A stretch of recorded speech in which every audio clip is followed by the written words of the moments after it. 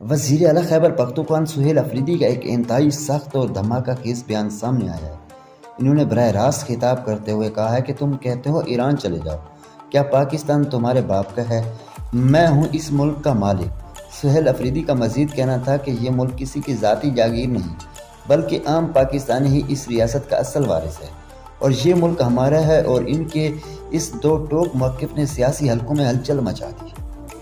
دنیا کی سب سے اہم ابی گزرگاہ ابنائے ہرمیز اس وقت عالمی معیشت کے لیے زندگی اور موت کا مسئلہ بن چکی ہے۔ محض 21 میل چوڑی یہ پٹی دنیا کا 5واں حصہ خام تیل اور کھاد کی ایک تنہائی تجارت سنبھالتی ہے۔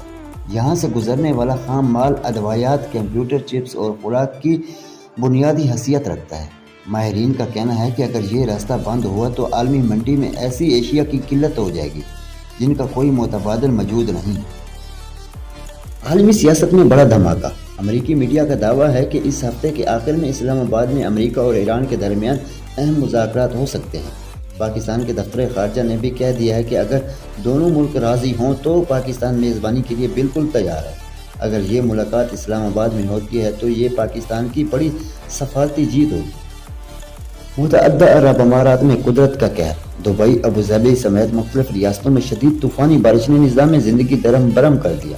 راس الخیمہ، عجمان اور العین سٹی میں سڑکیں اور شاہراہ زیر آب آ گئیں، جس کی وجہ سے ٹریفک کا نظام بری طرح متاثر ہوا ہے۔ انتظامیہ نے شہروں کو احتیاط برتنے کی ہدایت کی ہے کیونکہ بارش کا یہ سلسلہ ابھی بھی مسلسل جاری ہے۔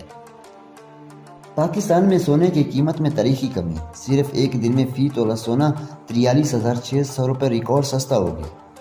اس بڑی گراوٹ کے بعد اب ایک تولہ سونے کی نئی قیمت 4,47,762 روپے ہو گئی۔ عالمی مارکیٹ میں بھی سونا $436 سستا ہوا، جس کا اثر پاکستان پر بھی پڑا۔ یہ ملکی تاریخ میں کسی ایک دن میں ہونے والی سب سے بڑی کمی ہے۔ ایرانی پارلیمنٹ کے اسپیکر محمد باقر نے امریکہ کے ساتھ کسی بھی قسم کے مذاکرات کی خبروں کو سختی سے مسترد کر دیا ہے۔ ان کا کہنا ہے کہ امریکہ کے ساتھ کوئی بات چیت نہیں ہوئی، بلکہ ایران پر جارحیت کرنے والوں کو سبق آمیز جواب اور مکمل سزا ملنی چاہیے۔ اسپیکر کا مزید کہنا تھا کہ ذیلی خبروں کے ذریعے عالمی منڈی میں تیل کی قیمتوں میں اثر ڈالنے کی کوشش کی جا رہی ہے، مگر ایرانی عوام دشمن کو منہ توڑ جواب دینے کے لیے تیار ہے۔